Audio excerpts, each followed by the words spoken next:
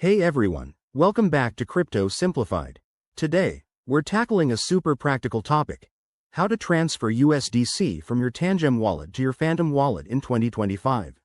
If you're into crypto, you know how important it is to move assets securely, and this step-by-step guide will make it easy, even if you're just starting out. USDC is a stablecoin that's great for everyday transactions and switching between wallets like Tangem, a secure hardware option, and Phantom, a user-friendly software wallet, can help you manage your funds more flexibly. Before we dive in, make sure you have both wallets installed and set up. You'll need your Tangem device handy, access to the Phantom app on your phone or computer, and a bit of USDC in your Tangem wallet.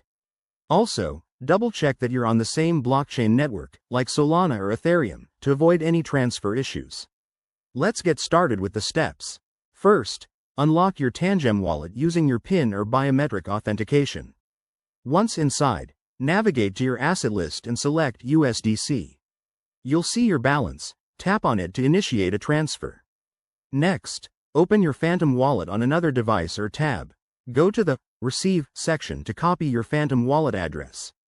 This is crucial, so make sure you copy the exact address without any typos. Head back to Tangem, paste that address into the Send to field, and enter the amount of USDC you want to transfer. Always double-check the details to prevent sending to the wrong place. Now, review the transaction fees and confirm the transfer on your Tangem device.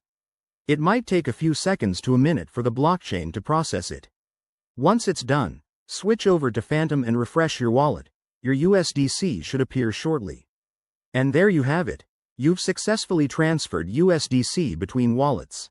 Remember, crypto transactions are irreversible, so always verify everything twice. If you run into any issues, check the official support pages for Tangem or Phantom. Thanks for watching. Hit that like button if this helped. Subscribe for more crypto tips, and let me know in the comments if you have other wallet questions.